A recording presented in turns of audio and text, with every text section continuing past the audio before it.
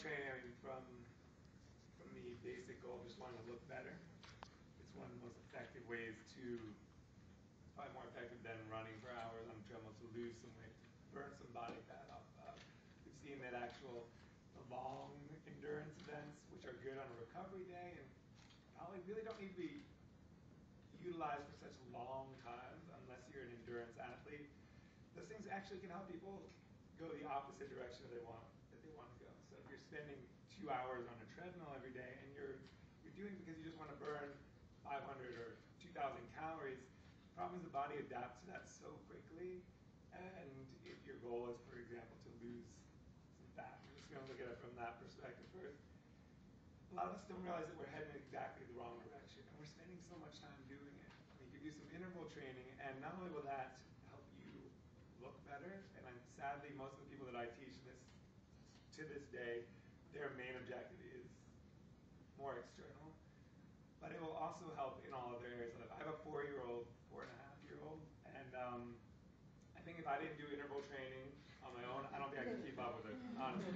To be clear, I was at his house for dinner and I watched him climb her daddy like a total bull, and I'm like, good thing he does interval training, because it was short bursts of high intensity fun. Yeah. From a hormonal perspective, like it just puts everything in line just right. Health. It's easy. It's not easy. It's simple. It takes very little time.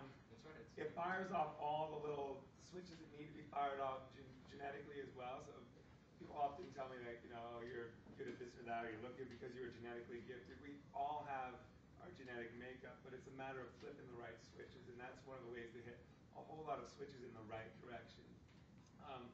Overall, just health, longevity, feeling good, having the power to perform, general performance in life. And that's really what my approach is: train for performance or general physical preparedness and let everything else fall in place. And from my experience with it takes a lot of convincing for some of my clients to get them to do the interval stuff, because it doesn't always feel great, but it's intense.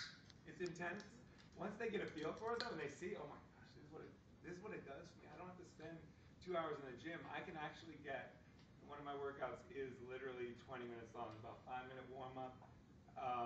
The actual workout's about 12 minutes, 13 minutes. A little bit of cool down, some stretching for mobility, because all that is extremely important.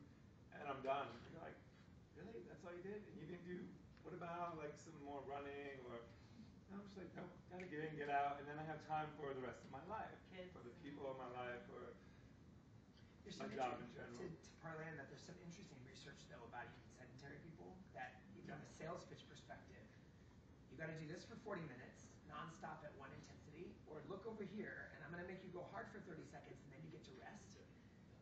Psychologically, it's actually very attractive to people who have profound exercise, because we all are in a society of those bumps and stops and bumps and stops. So it's not only functional, but more and more people who aren't already cardio junkies, they actually find that as a better on-ramp. So it isn't just for intense people who are already in shape. We're finding that some of the best ways to start even sedentary people. Now, their level of intensity won't be the same as maybe Greg's or Jen's, but it will be their best level of intensity for 30 seconds, and then they get the same dopamine release, and they go, this isn't so bad. 6 of these little intervals